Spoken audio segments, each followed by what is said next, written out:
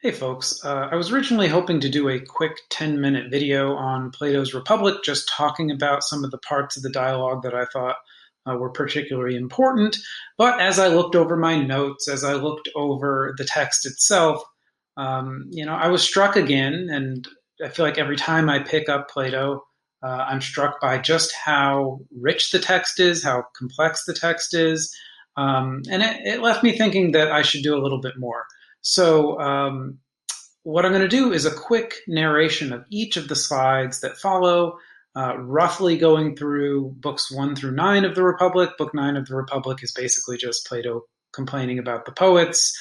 We don't really need to cover that one, but book 1 through 8 I will cover here, including the parts that you read as well as some that you didn't. Now, you could, of course, look up just a summary of the Republic, and you're encouraged, welcome to do that.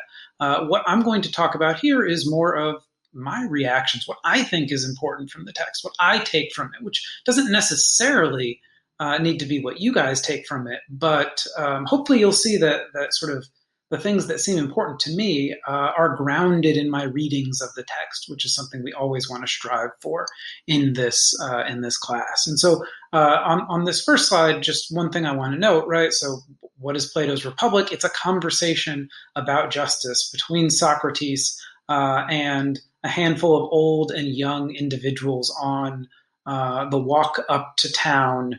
The setting is not particularly important in this particular dialogue. And it's a conversation that just kind of rolls into, hey, well, what is justice? And then spirals out for 9 books. It's a rather long and thorough examination of the topic. And as I've said, ending the last video on Plato, I really think that the way I read this text is as the true apology of Socrates, as in the true defense of Socrates. Socrates in the apology saying, hey, the just life, the examined life, this is something that I'm willing to die for. I'm willing to tear down society, all the traditions and all of the moral and cultural codes of society in the search for the true, just way to live. And then, of course, right, Socrates, well, what is that way? Well, I don't know. I don't know anything, right? And I think that Plato really takes up this mantle. Well, imagine Socrates wanted to answer, all right, what is the just life?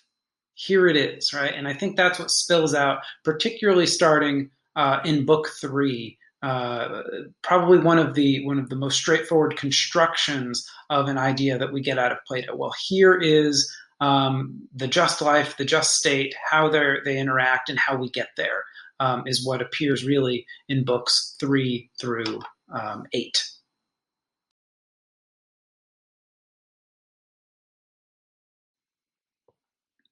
All right, even though we're skipping book 1, it contains one of the more famous elements of the Republic, and one that I think is a useful setup for the rest of the project, and that's the exchange between Socrates and Thrasymachus.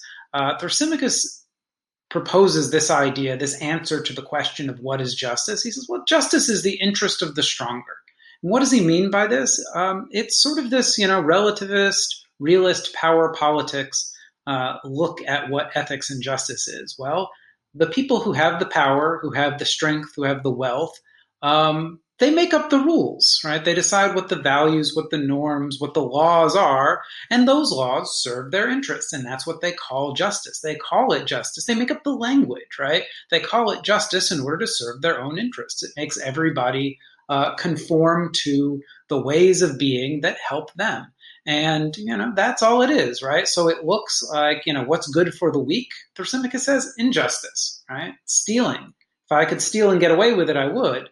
But as part of your way to control me as the powerful, you tell me that stealing is wrong, right? And that's all it is. And in a way, this is a very modern idea that appears here with Thrasymachus. And I've got Jeff Bezos down here, the owner of Amazon, richest man in the world, and I have him saying, stealing is wrong. I have a right to my property. Well, who says so, right? It's awfully convenient that Bezos's understanding and the United States' understanding of property rights happens to serve to facilitate his acquisition of wealth, often, with great suffering involved for some people who happen to lose out, who happen to be the weak. But if I went to, one of Bezos's many, many, many mansions and tried to, pick up a statue off of his lawn to go sell it and buy myself some food or some health insurance, I would be a thief. I would be a criminal. I would be hauled off to jail and I would be prosecuted as violating the laws and norms of our society. So Thrasymachus is saying, listen, it's just, there is no real right and wrong. It's just what the powerful say. And those of you who are familiar with Thucydides, who we often teach as an IR, as sort of a founder of realism, is famous for the phrase, the strong do what they will and the weak bear what they must. And it's his sort of take of, that's how the cookie crumbles. That's how the anarchic international sphere, where states are just at war with each other and whoever's the strongest gets to determine what the rules are. Thrasymachus is sort of pushing that here. Now, Socrates in book one turns him around and he convinces him, like, well, wouldn't it be, terrible to, to live in this kind of state where everyone was behaving this way, and who would want to live in a state where all of their neighbors were vicious and depraved? And so Thrasymachus, nobody harms themselves on purpose. What you're saying can't be right.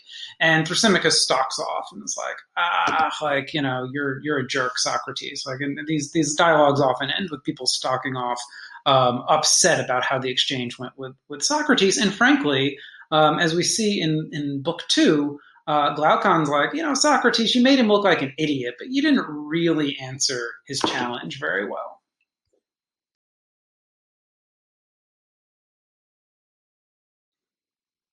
All right, so book two is the second part of the setup, and you guys did read a very small section from this, the Ring of Gyges section.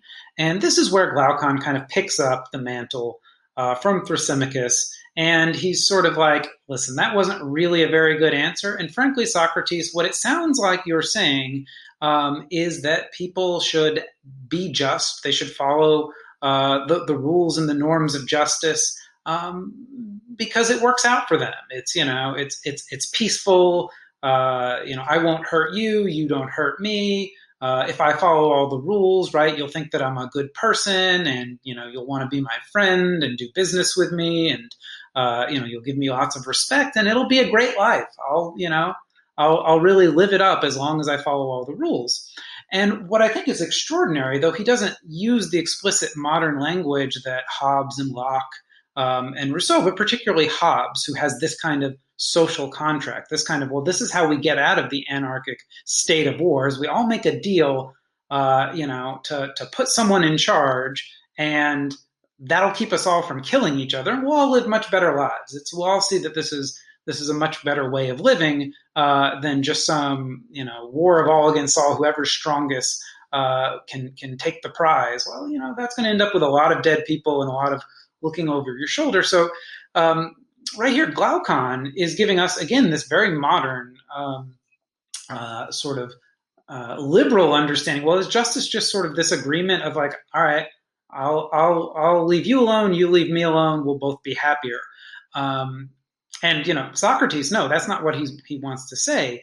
And really, what this contrast here is justice. Is the just life? Is there intrinsic value to it? Like, just being a just person, living a just life, that is the reward in itself. That is the good life. That is the preferable. That's the one you want, irregardless of what kinds of rewards and pleasures are attached to it. Or is living a just life just like intrinsically valuable? Extrinsically valuable, the EX, right? Is it like, well, yeah, you follow the rules, you live a good life, and you end up happy, wealthy, and respected. And yeah, that's why you follow the rules. That's why you be a good person, because we all, as social animals, reward good people. And the reason this is so sort of central in the setup is that, remember, Socrates in the Apology lived his life in poverty.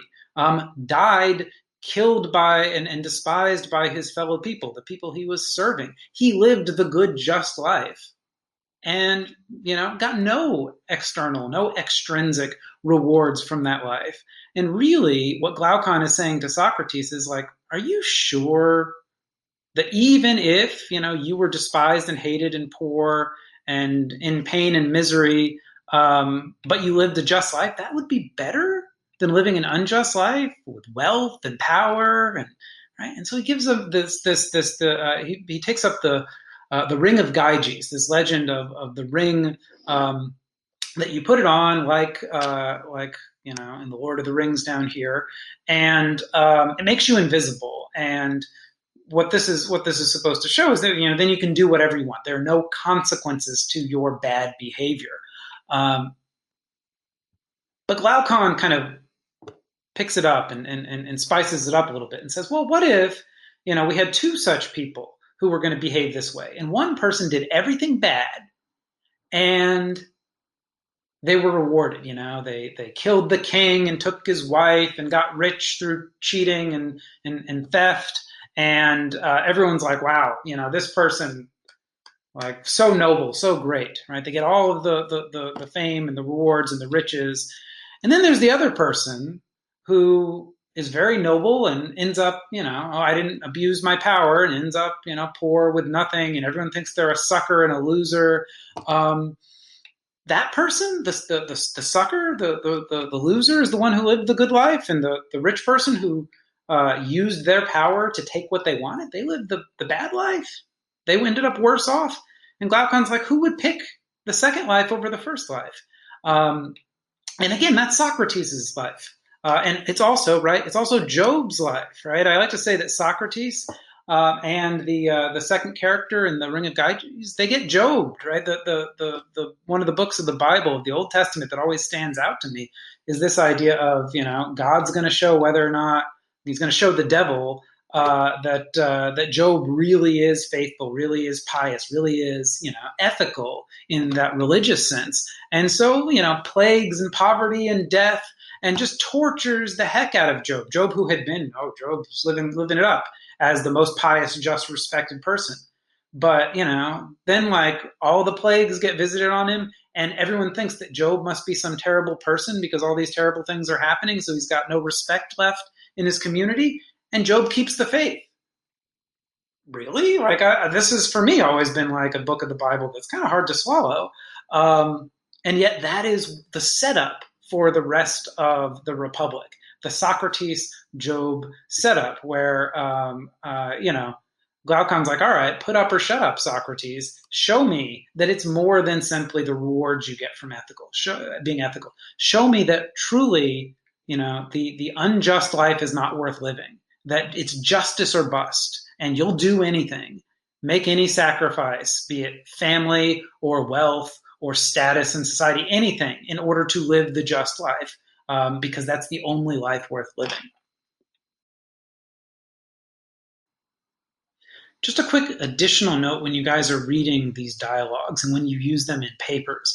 A problem that people often encounter is they quote the voice of one of the characters in a way that suggests it's Plato's view, when unless you are specifying and making some more complex interpretation, the default interpretation is that Socrates' words are Plato's views. They may not always be straightforward, and they may develop in the course of the dialogue. With some of the earlier things he says, we might be unconvinced that those are the true views of Plato. Maybe the more mature views, and say the Cave, Book 7 and then Book 8, are the most explicit, clear takes on what Plato thinks about building the just society. And yet, one of the places where I most often get people quoting incorrectly is they will quote the allegory of the Ring of Gyges, and they won't recognize that it's Glaucon saying, "What do you say to this, Socrates?" Right? Like, if you can you handle this challenge? And so the challenge itself is not Socrates' views. The challenge is for Socrates to answer, to combat the views that Glaucon puts forward. So when Glaucon says, "Well, nobody would ever choose the just life," that's what Socrates wants to oppose, right? So don't quote that and say that that's Socrates, that's Plato. No, that is the argument that Plato and Socrates are trying to defeat, and that's basically what books 3 through 8 or 9, depending on how you cut them up. That's what they're trying to counter, is this view that Glaucon puts forward in book 2 in the Ring of Gyges. So just a quick note on be careful about who you are quoting. And I know it can be really difficult. It's one of the challenges of working with dialogues, and particularly the Platonic dialogues, because it's not always that clear who's talking.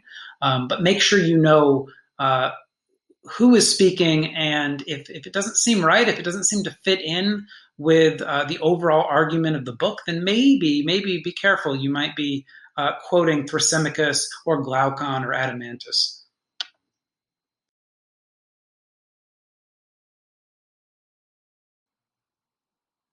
So in book 3, Socrates really gets going. And to some extent, he kind of abandons the Socratic method, in the sense that his questions are not driving the rest of the dialogue, but really his sort of positive construction of, all right, you guys have thrown down the gauntlet, Glaucon, Adamantius.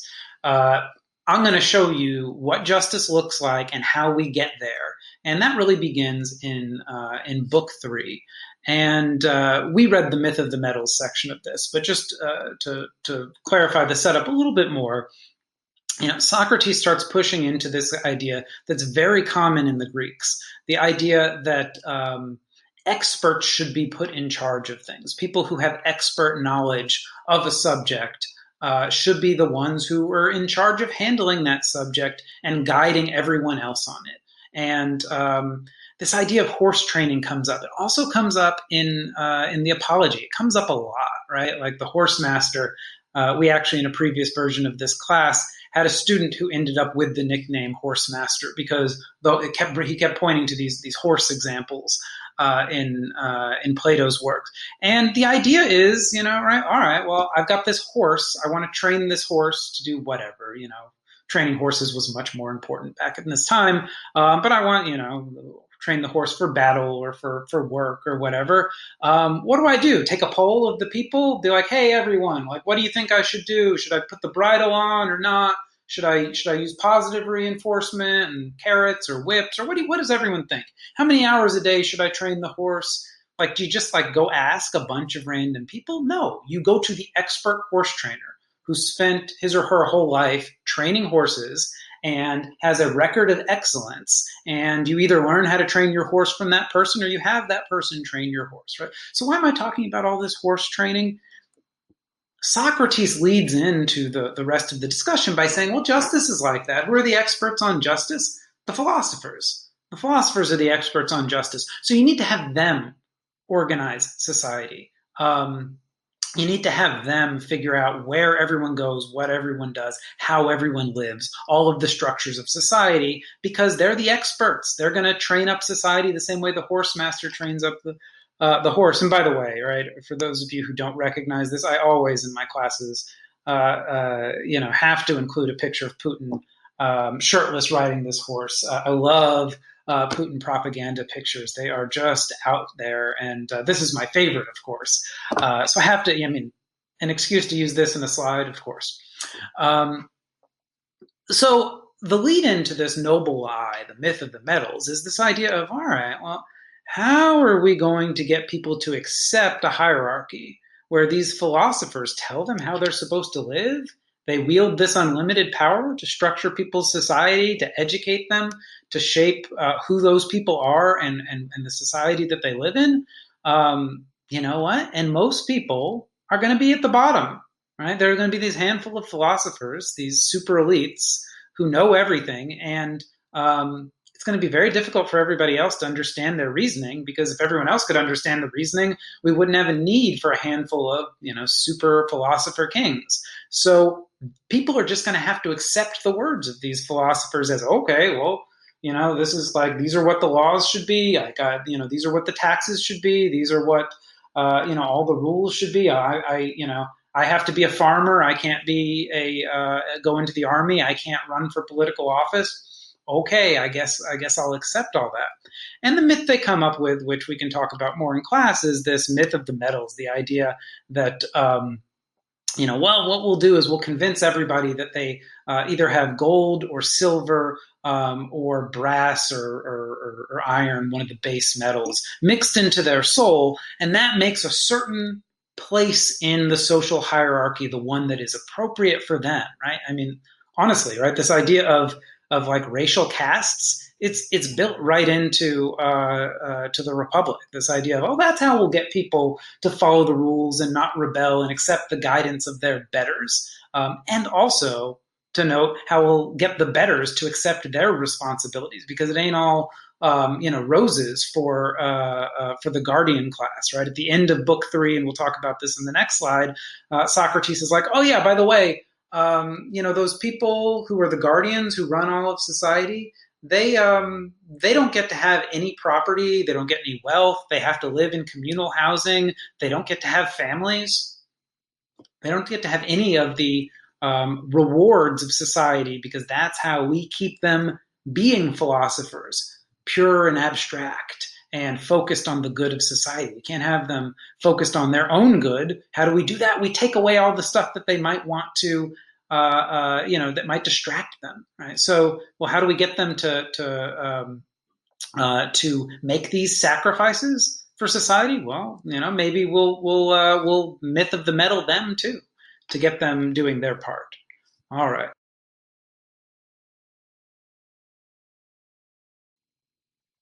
All right. So book 4 is where I think we really, really get rolling, because we start to get a more substantive picture of what Plato means by the just society and the just life.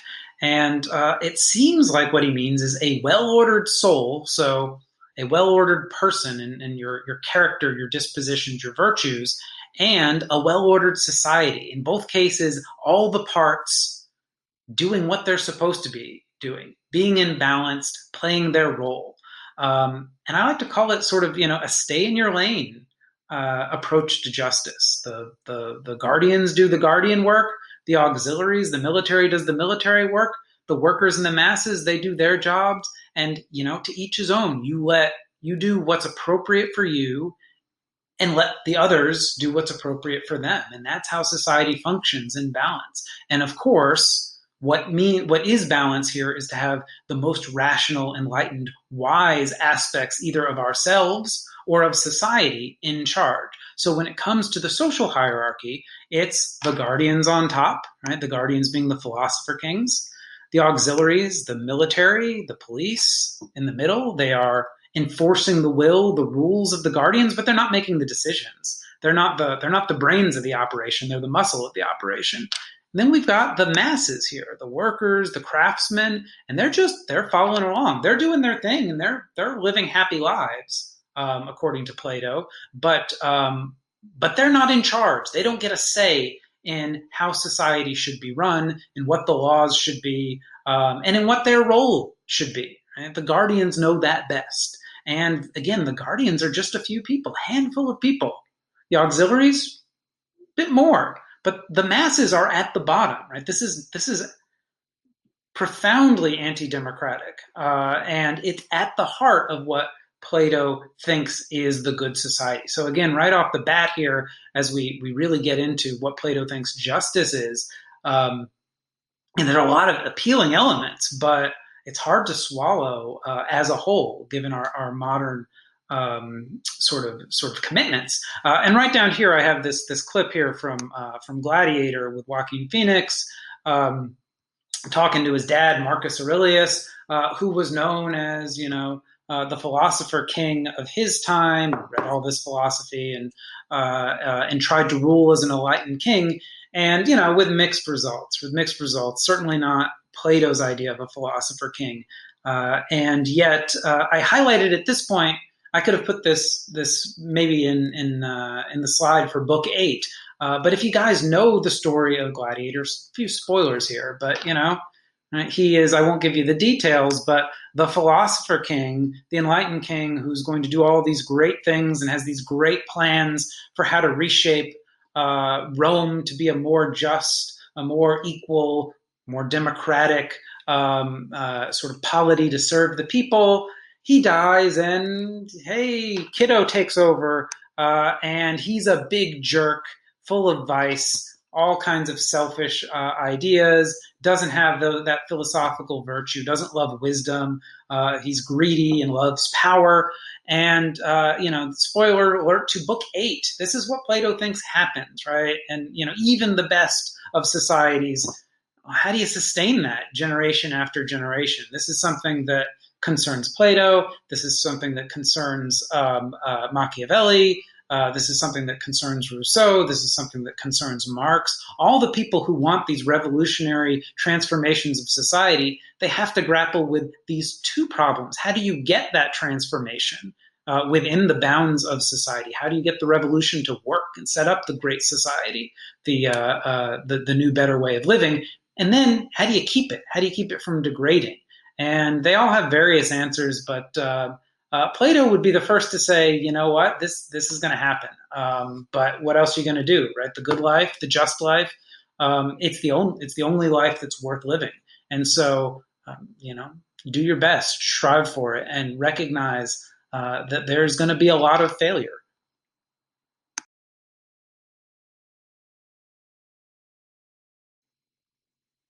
So sticking on book 4 for just a minute, there's this parallel structure for between what is the good society, the good state, and what is the good person, the just person, the good soul.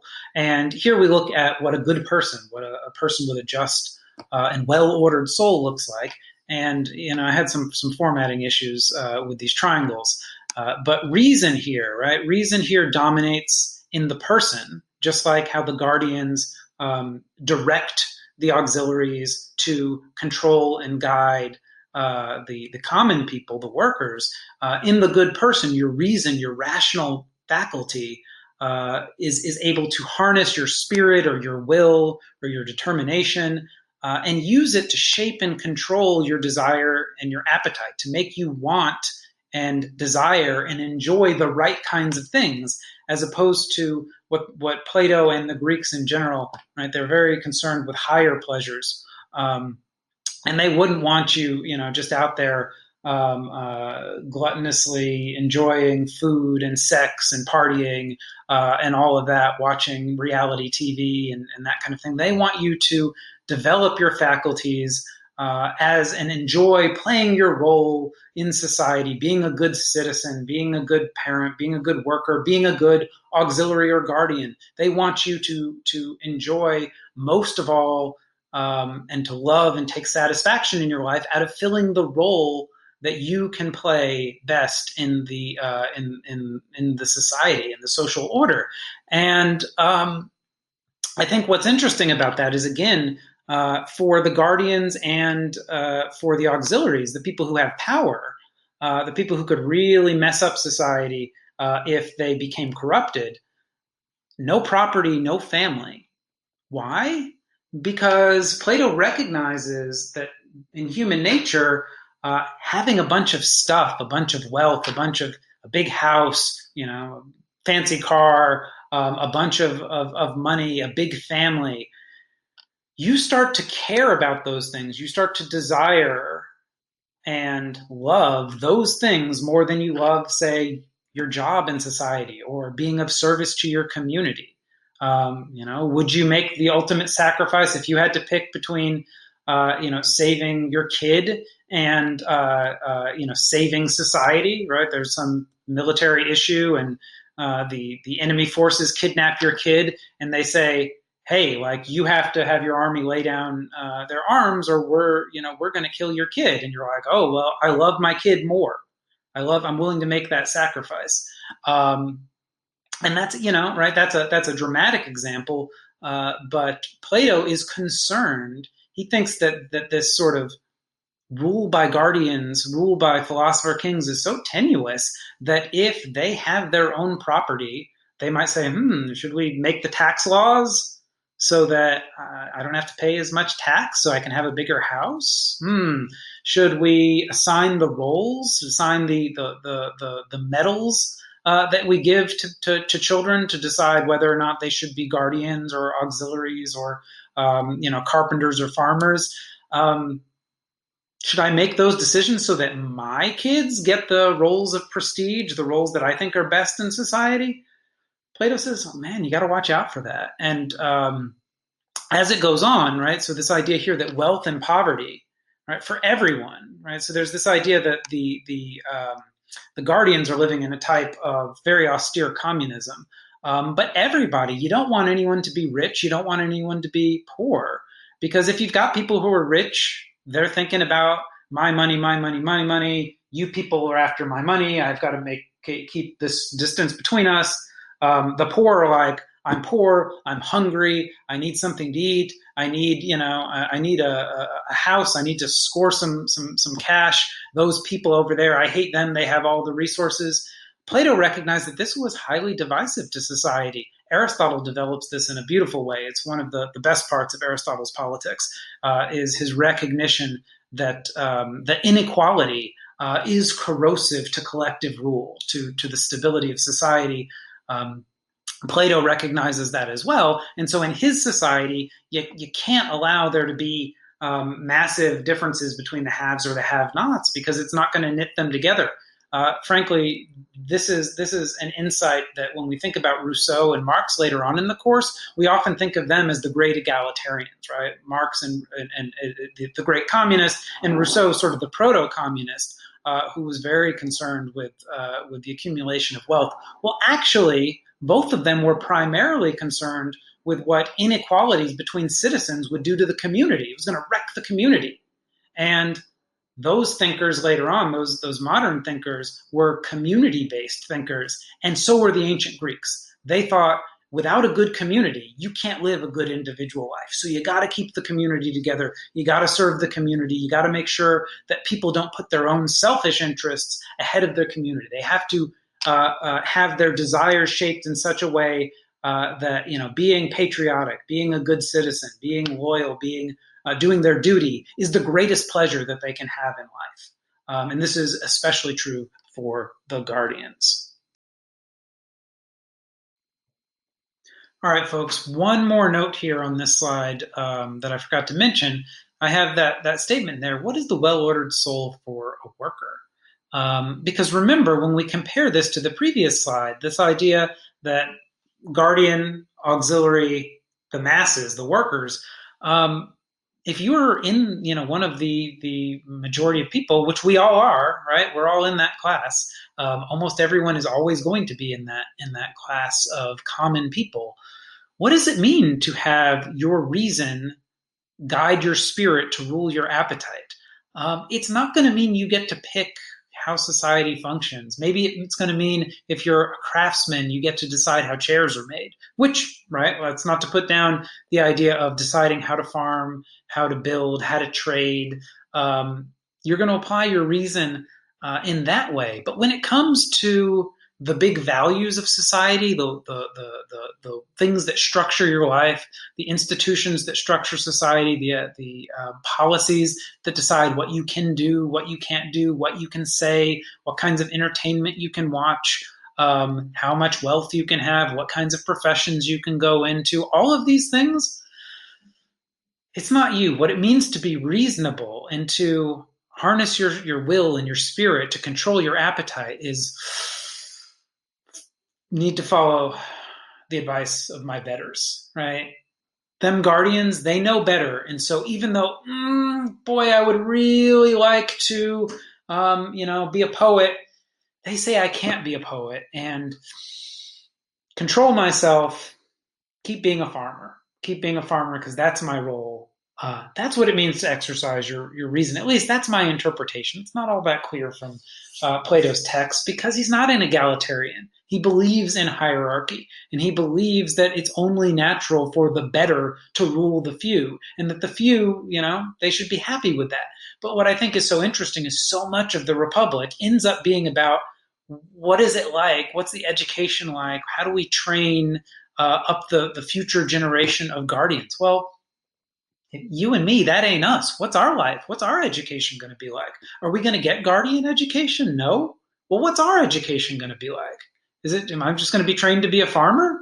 Or am I going to get to learn math and music and gymnastics and physics and all of that and try to be, is that the best me I can be? Or because I'm at the bottom of that pyramid, is the best me I can be one where the only way I develop my mind is in order to follow? Now I think that there's some room for debate here, and I think that it's reasonable to say, like, all right, like I'm a teacher, maybe my pedagogy and the way I deliver this information and have discussions, I can be innovative and use my reasoning here. Maybe, but I can't help but escape the idea that this pyramid of reason, spirit, desire, appetite, it makes a lot more sense and seems a lot more attractive for the people who are on the top of the other pyramid than all the people who are never going to be rational enough to make their own decisions about the big things in life. So that's one of these points of tension as we try to say, well, can we take Plato and can we modernize him? Can we make what about the liberal arts education? Can we give everyone access to college and give them a Platonic liberal arts education? Maybe, but I'm not sure Plato would want to do that. And so that's one of these tensions that exists in this work. Should we modernize him? Can we modernize him? What does it become if we combine Plato with egalitarianism?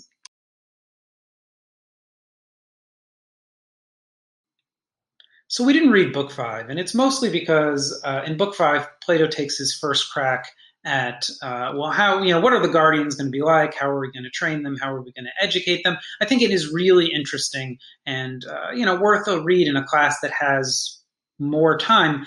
But he addresses that again in sort of a different cut, a more mature second layer in the second half of book seven, the chapter on the cave, and so his discussions of gymnastics and music and all that, we're not going to read.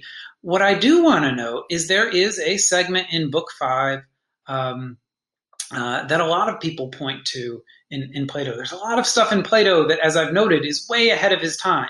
And when people say that the rest of political philosophy is a footnote to Plato, this is the kind of thing they mean. Like, comb through it and you can find the seeds of everything that we consider new and modern in the Enlightenment and post-Enlightenment era. And there's a section here where he talks about men and women, and Plato says there is no special faculty of administration in a state which a woman has because she is a woman, or which a man has by virtue of his sex. But the gifts of nature are alike diffused in both.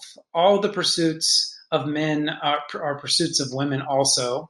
Stop here for a second. Right? This is, frankly, what you see in Mary Wollstonecraft's, like, hey, listen, the excellences of women are the same as the excellences of men. And even if,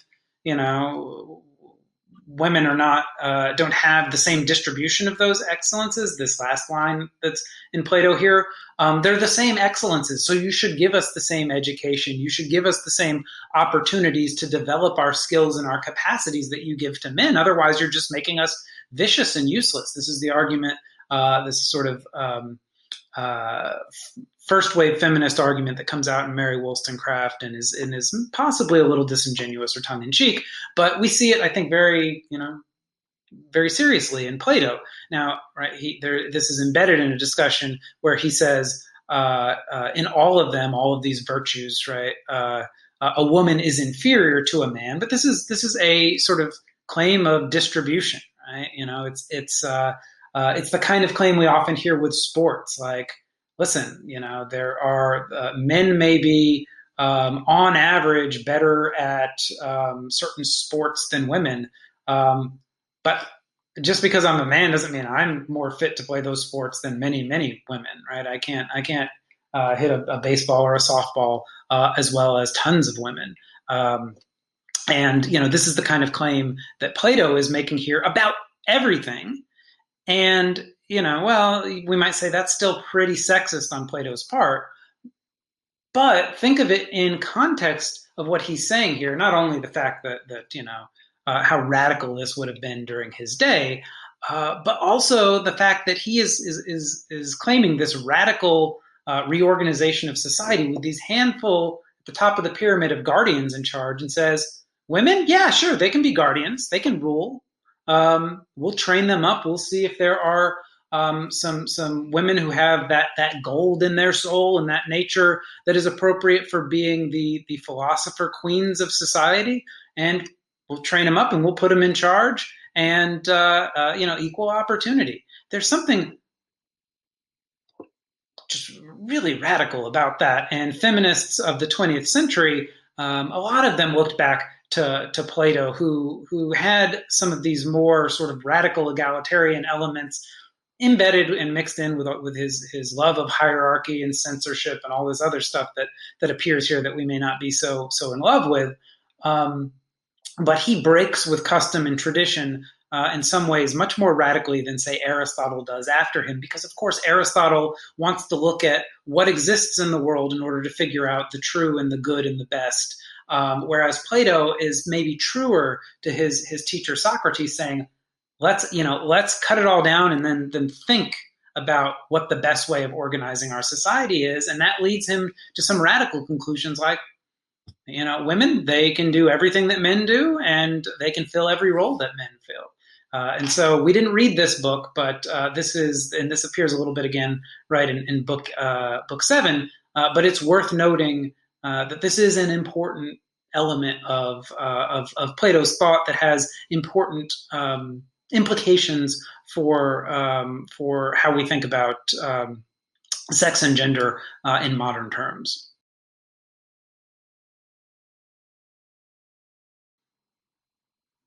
All right, so back to a book that you guys did read a little bit of, and you read the allegory of the ship in book 6. So we're coming off of book 5. Plato has just sort of finished all of this. All right, here are these philosophers and these philosopher kings and queens, and they're going to rule society, and it's going to be great.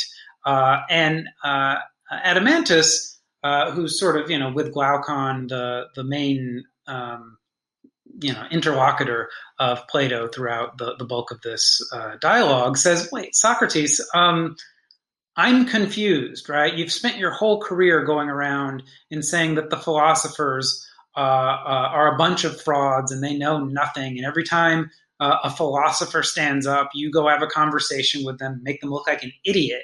And now you're saying we should put these people in charge? What are you talking about?" Right? And this is an important turn because, hey, it's all well and good to say we're going to have these great philosophers rule society. But well, how do we figure out what are the great philosophers, and how do we get them, and how do we put them in charge? These are real practical questions that Plato has to answer, and that Socrates has to answer based on their previous commitments to how sort of useless all of the sources of authority in society. Well, where do we get the real sources of authority?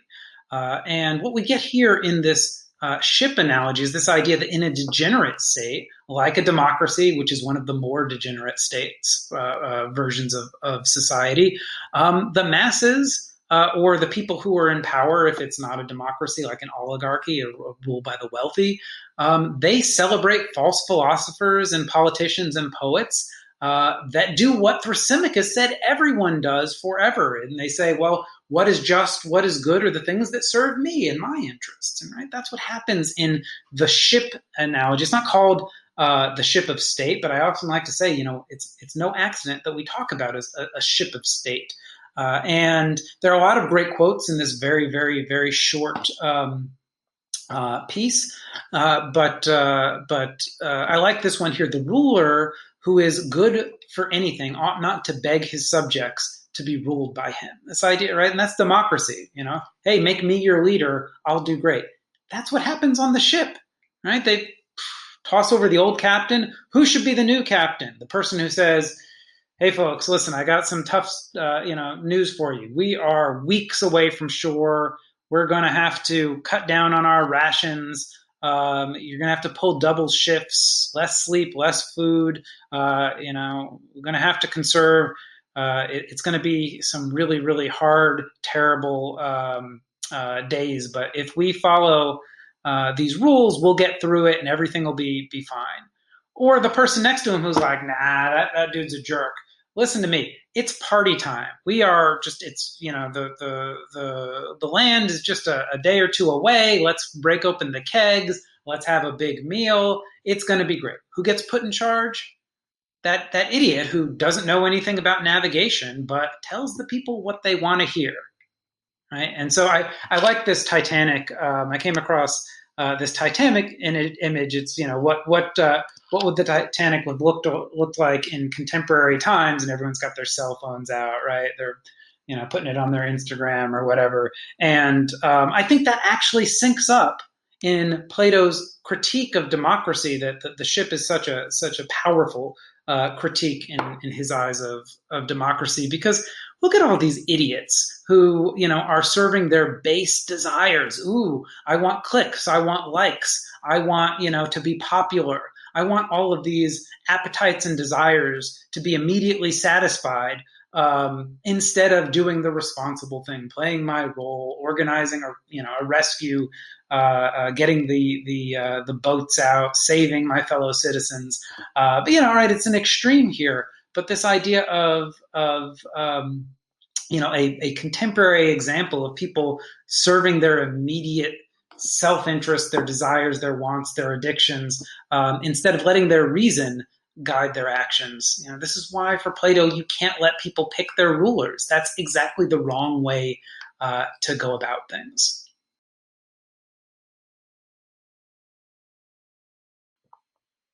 All right, we finally reached book 7, The Allegory of the Cave, the most famous piece of philosophy in the Western canon.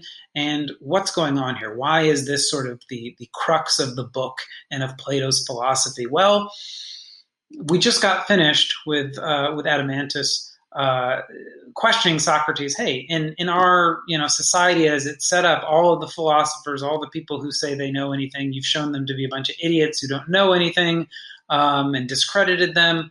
Where are these philosophers you're talking about? None of them exist in this world? Well, if the people who exist in this world are a product of that society, that not well-ordered society that we all live in, where do these magic real philosopher kings come from? And so Plato and Socrates here have to answer. They have to say, they have to put up. Put up or shut up. All right. Like, let me show you. This allegory of the cave is going to represent the problem that we're in, that we've described, and we're going to see how we escape from it. And if that escape doesn't work, then I don't know that the Republic works. And I think Aristotle, in essence, you could say that escape, Plato, that escape doesn't work. We can't, just get out of the cave. We're stuck in the cave. So we have to figure out some way within the cave to improve our knowledge of how the world works. And that's Aristotle's empirical approach. But Plato thinks empiricism is not going to get us anywhere, because you know who we are in this scenario? You, me, everyone else, we're these jokers here who are chained against the wall, chains around our necks, can't move your head much. All you can see is the wall in front of you. And here it is, right? And what do we see on this wall? Our entire lives, birth to death. All we see is the light projected from this fire that goes across here. A bunch of puppets and other objects are carried in front of it, maybe intentionally by people who are trying to cast certain shadows, or maybe by just people who are going about their business. And it casts these shadows over here, these shapes. And we go, ooh, look, birds. Ooh, look, circle. But all we have are these pale reflections. And we put them together into some kind of story about what the world is like. Because this is all we think. Everything you think, right? Your religion, your culture, your views on the roles of family and gender and race and everything else. Everything you know about the way the world works. Democracy, all of these things. A bunch of shadows. You've never really seen what the world looks like. You're just chained here. Now, what he's trying to show us here is that we are inherently limited in the way that our biased lived experience, our empirical experience of the world, it's only going to give us more and more bias. There's no amount of looking at this wall that is going to teach us the true way the world is, because frankly, it's this way. It's out of the cave. It's up here at the top of the picture. The real world out in the open with the sun, with the grass, with the trees. You can't even imagine it based on the experiences you've had. It's not accessible, right? So the challenge here that Plato is trying to articulate is the ascent of the mind to the intellectual world of forms, the true, pure world of ideas that is apart from what we experience with our senses. It's away from all of the bias, and it's pure, and it's real, and it's objective, and it's universal. How do we get there? Well, Plato kind of says, well, somebody gets free, few people get free, they wander out of the cave up into the sun, and they're able to see it, and we move on from there. Now, this is problematic, I think, right from the start of, well, how did these people get free? Who was it? It seems to me almost like Socrates, somehow magically we were blessed by an individual who got free of the shackles and decided everything was fake and was able to maybe get the barest of glimpses. But even Socrates, again, that's the very problem. Was like, I don't know what's out there. I know everything in here is fake. And maybe, come on, guys, let's acknowledge that all this is fake and let's go outside and let's see what's real. That seems to be as far as, things have gotten. Maybe Plato, right? One of Socrates' students said, oh, all right, Socrates got free, convinced me that this is all fake and I got to go find out the reality. And now I'm going to bring you back the truth. But there are even some problems with this story. But that is the crux of the allegory, and we'll pick it up in the next slide.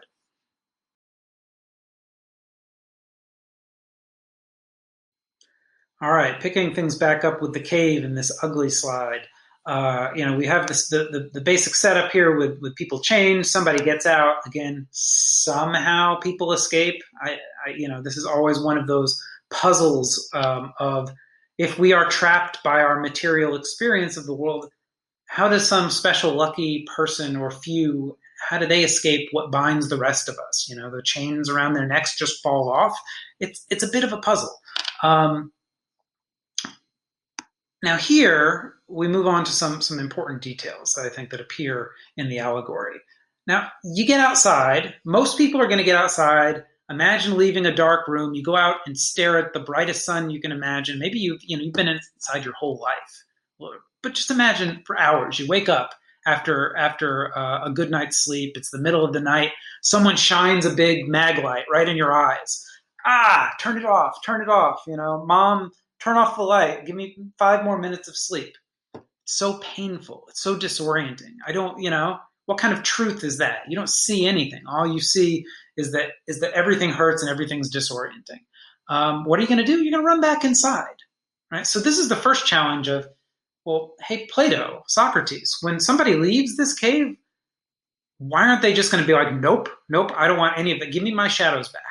I want to get back in there, my shadows. That's the first, challenge. So the second challenge is somebody goes out, they figure out, oh, wow, look at this big, beautiful world. All this stuff I never imagined. It's amazing. Now I'm going to go back and live in the cave again. Why are they going to do that?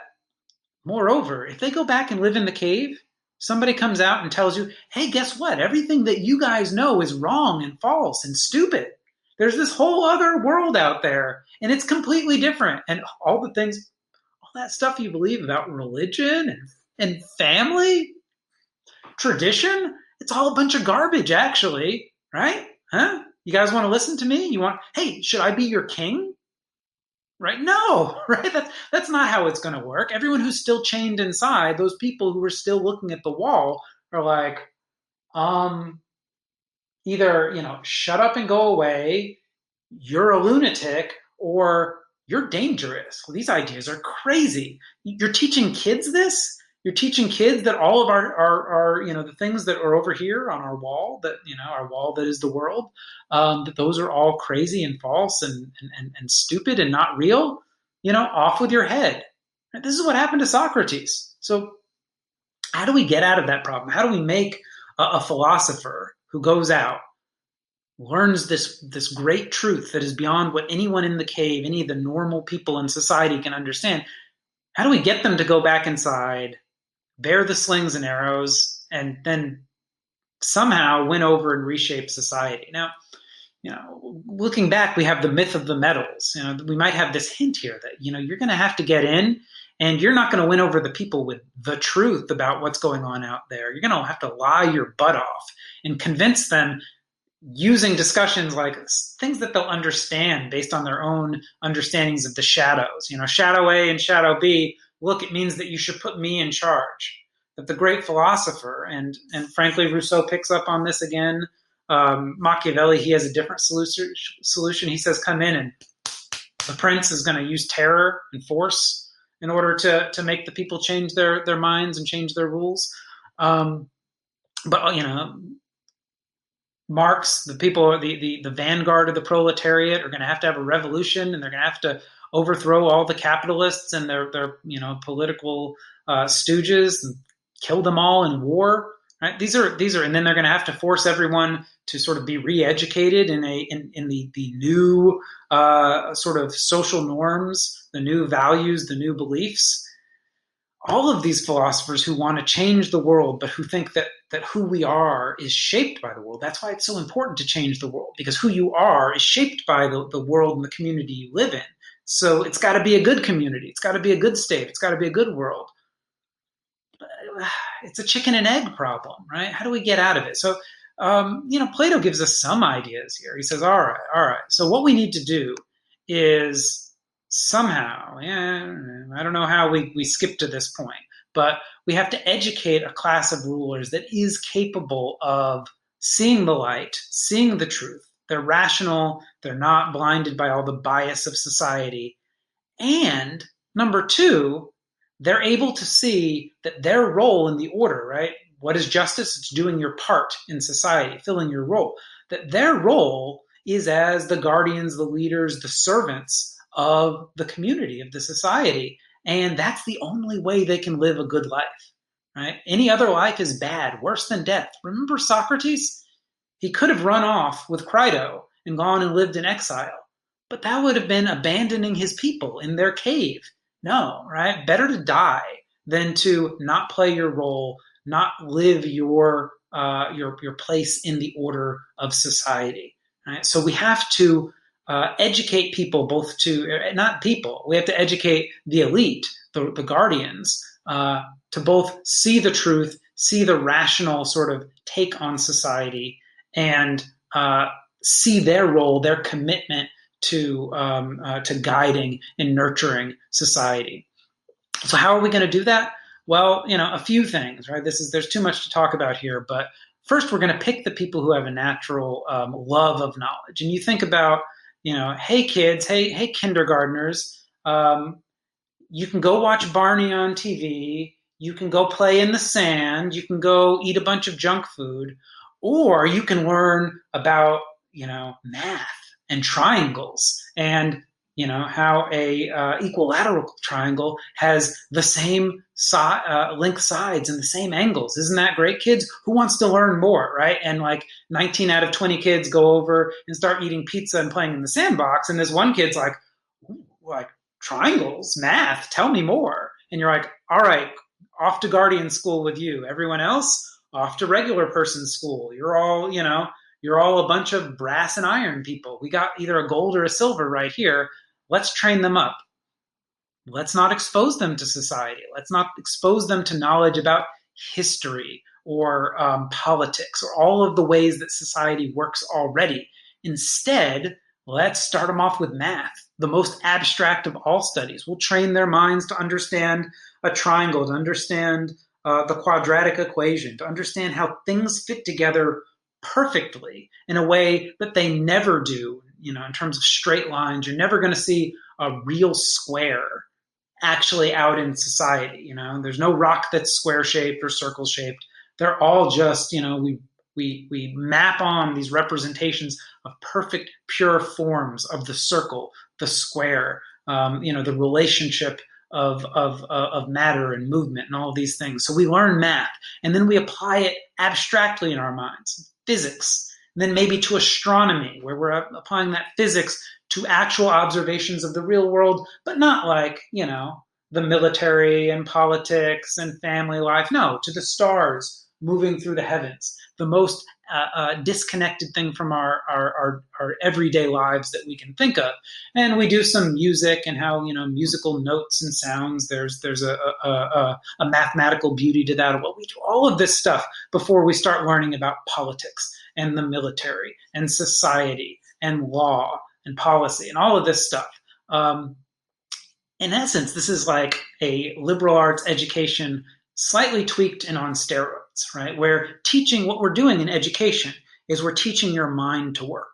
And only once your mind is formed and able to work will we expose you to the actual questions and problems of society so that you can look on the customs, look on the laws, look on the institutions of society, and be able to objectively, based on this rational mind, this abstract vision of truth that you've developed, be able to say, all right, I got the tools to look at this and say, no, that's got to go. All right, this has to move over there.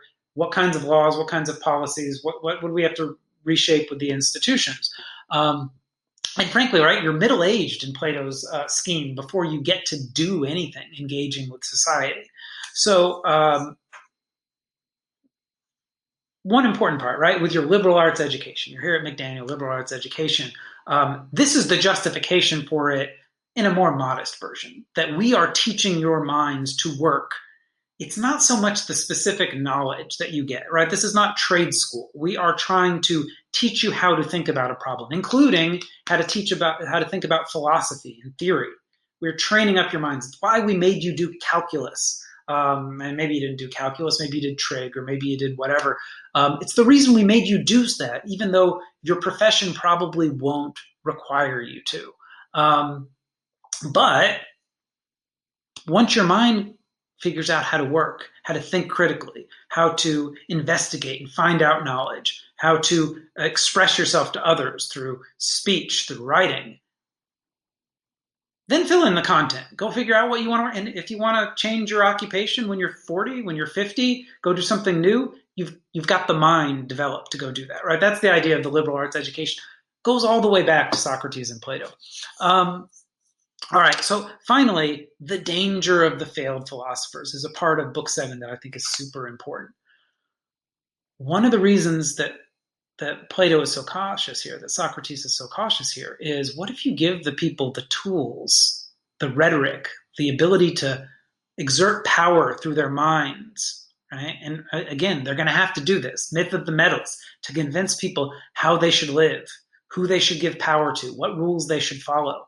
But then someone who doesn't go all the way and doesn't become a true lover of knowledge, and instead they get a little greedy. They become a lover of power, a lover of money, a lover of sex, a lover of indulgent parties and status and whatever else. Well, they're going to use the tools, the superficial dressing, the methods of philosophy to go and just, take over society and push it in a way that does what Thrasymachus says, again, we all do, is just enforce their will for their interests on society. Make people think the truth and the objective sort of way of the world is the way that fits their interest, right? And this was, again, the knock on Socrates in the Clouds, in the Apologies, that he's just doing that. He is just, making people believe whatever he wants to. And so Plato respects that. He says, this is some dangerous stuff. Now, this is problematic because you and I are just regular Joe Schmo working class people. How are we supposed to tell the true philosopher from the fake philosopher? If we could understand true philosophy, we wouldn't need the philosopher king. So how can we tell the degenerate philosopher from the real philosopher? Well, we probably can't, right? And in fact, the ship says that we're going to prefer the fake philosopher. They're going to manipulate us. And so this is like a house of cards, right? This is all on the verge of coming down at all points. It's one of the reasons why Plato's Republic is so strict, right? The no families. You don't get to know your children as a guardian. You don't get to have any property or any wealth. You don't get to have a home. Um, you don't get all these experiences of the world that might make you more interested in yourself and what you can do with power than how you can use power to serve the community. And inevitably, that genie's going to get out of the bottle. And in Book 8, we see how even if Plato can get us out of the cave, can get us into the perfect state, it ain't going to last. It's a house of cards that's going to fall down eventually.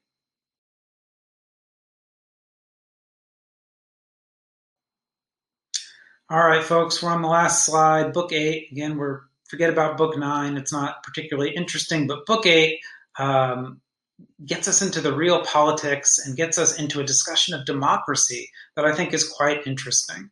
As we mentioned in the last video on the last slide, Plato recognizes, it's built into his model already in Book 7, that even his perfect society would be unstable and would eventually enter a cycle of degeneration and move towards a worse and worse version of itself, ultimately ending up with tyranny. And why is that? Well, it's because even Plato acknowledges that true forms, the ultimate sort of abstract idea of justice in the state and in the people, everything we're going to be able to do on Earth is actually just an approximation, a reflection of that. We can get as close as possible, but it ain't going to be perfect.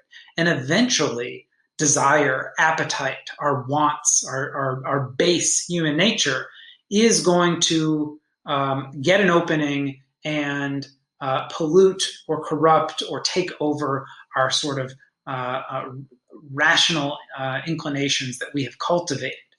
In essence, what Plato is acknowledging is that as sort of a regular person living in the real world,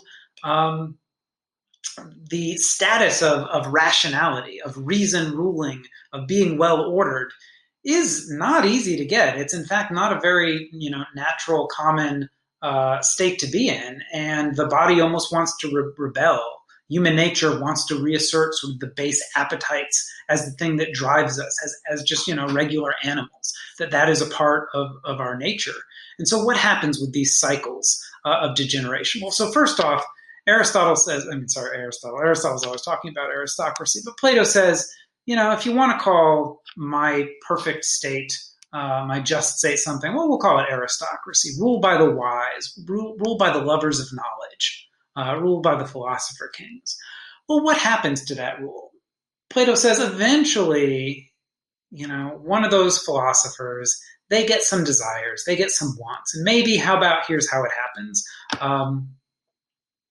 What they do is they discover who one of their kids is. They're not supposed to know. They go out and they, breed once a year. And with a bunch of different people of the opposite sex, and they don't know who their kids are. The kids get put in a big communal school.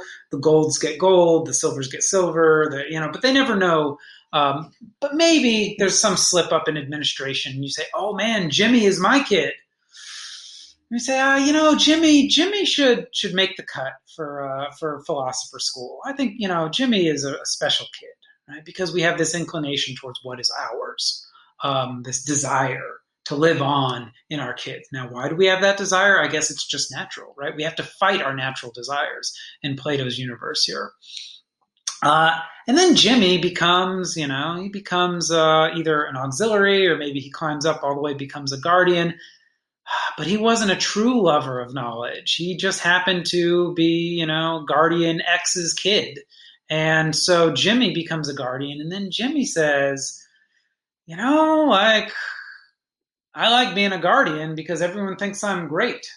And so he starts doing things that make the people love Jimmy. And, what does he do? He starts, going out on wars and conquering and being the big hero of the people. And we move from sort of this rule of wisdom and knowledge to what Plato calls timocracy, a rule of courage or valor or accomplishment, where the people loving you for being great and courageous is the reward. You become the military general, and you lead the nation to glory. But you're no longer being motivated by wisdom and knowledge, and the goals, the things, the virtues that we celebrate as a society start to shift towards things like military virtue, the kind of stuff they liked in Sparta. Um, Plato says. And then eventually, what happens? Well, that's okay for a time. The Spartans were all right. And, those 300 dudes running around in their underwear, all oiled up. And, yeah, they were all right. They didn't have the best virtues, but they had some virtue. But eventually, people start saying, well, I'm the best. You know what I should have? The best stuff. And they want more wealth and power. And eventually, democracy, the rule of the courageous and the valorous and the brave, becomes the rule of the wealthy. And the people who have a lot of stuff are seen as the best people. And they shape society and its rules to get more stuff and more stuff. And then what happens? Well, they start, ruling in a really crappy way. And the rich get richer, the poor get poorer. Aristotle was worried about this, Plato was worried about this. And eventually, the masses who are poor and mismanaged and aren't living that great virtuous life are like, these clowns, these rich clowns, these jerks, they don't know what they're talking about. Kill them, get rid of them. The masses, the people, will rule, and we get to democracy. Now, one thing that's important to understand about the ancient Greek version of democracy is that it's sort of what we would call direct democracy, or a kind of democracy where everyone votes on everything. We don't just elect a few people to go run society. Instead, we're all out there participating, debating, coming up collectively with our laws, and that might seem like ideal, right? But remember, that's how the people decided to kill Socrates. So this celebration in democracy of liberty and, everyone do what feels good to you, do what you want, what you desire, and we'll just vote and figure out what the best course is, instead of saying, no, there is one objective best truth and the expert, the horse master should figure it out. No, everybody's now got access to it. And he says, what happens in democracy? Well, over here we've got this quote. There are a few of them. There are a lot of great ones in this chapter about democracy. The Democrat, he lives from day to day, indulging the appetite of the hour, this distracted existence he terms joy and bliss and freedom. He has no real virtue, no idea of what the good life is. It's just whatever he wants. A bunch of food, a bunch of sex, some partying, all the easy answers, right? Think back to the ship. That's what happens. And so what happens? Mismanagement. Society goes to hell. And people are like, ugh, this is all terrible. Like, everything's always getting worse. It's a swamp. Everybody's corrupt. You know what? We need somebody to save us from this. And the people, as Plato says, have always some champion who they set over them to nurse into greatness, who we call the demagogue, the person on the ship who says, I have all the easy answers, right? In our modern parlance, you might say, I'm going to make America great again. How? Don't worry about that. I got the answers. Here's some easy answers. It's all China's fault. It's all China's fault. Well, I'll make America great again. And people say, that sounds pretty good. I don't think I'm suffering here. Society isn't working out for me. That guy says he can fix everything. I say we give him all the power. And then we get the tyrant. Now, the tyrant gets into power. The demagogue gets into power. And the idea here is that he didn't have any real virtue, like these people, the aristocrats, or even the military rulers in democracy. He doesn't have any virtue. All he has is his ability to sell himself as the person with easy answers. But the person with easy answers, the person on the ship who says, oh yeah, let's have a party. We'll be at port, any day now. Well, eventually you run into reality.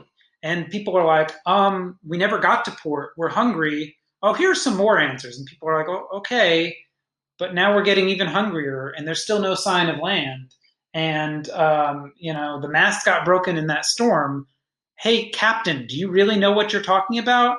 And then the captain throws that dude overboard because the ability to appeal to people's desires has run its course. And so the tyrant says, iron fist now. All right, you're going to do what I say, or I'm going to cut off your head.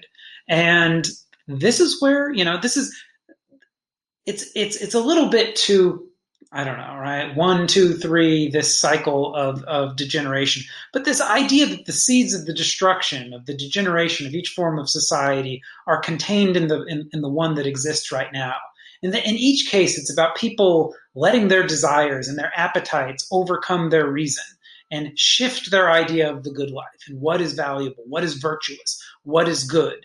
And that inevitably, living in society, it's all about trying to preserve that good revolutionary moment, that initial society that we were able to build after we got out of the cave. It's all downhill from there, and eventually maybe you break out and you can get out of the cave again and build up a new society. But that's the cycle, and that's a very ancient idea. Now, Aristotle, I think one of the reasons a lot of people like Aristotle is because he seems to suggest that we can climb up and do a little better, a little better, a little better, learn a little more, and develop stable institutions and stable forms of knowledge that let us keep what is good and improve upon it and move towards at least the best version, the improved version of what we've got. Uh, Plato didn't think so. He thinks that, you get it right with those philosopher kings, then it's all downhill from there. And this cycle of sort of rebirth and degeneration is something that's very ancient. And Machiavelli believes this is the way it works too, right? He has his own sort of spin on how we get to the good society, but he thinks inevitably you're going to degenerate and you're going to have to bust out again, right? So this is sort of this ancient way of thinking that exists from Plato all the way out to Machiavelli. And this idea that maybe Aristotle's a little bit more comfortable with, but he's a bit of an outlier in this sense, that society progresses, that each generation can do better than the last generation. That's a very modern, what we would call a very liberal idea. The idea that society, once we get all the tricks and tools right, not only will we be able to claw, our and hold on by our fingernails to what we have, but we'll be able to do better and better each generation. It's a very modern idea, very Enlightenment idea, and we will get back to that. Sort of, that's one of the reasons that we draw this line of modernity around Machiavelli, Hobbes, because Machiavelli had a lot of very modern ideas, but he still had this idea of revolution and degeneration associated with the ancients. All right, way too long. Thank you guys for sticking out to the end. It's an important work. I won't do this very often in this class, but I thought it was worth doing for Plato's Republic. Thank you guys.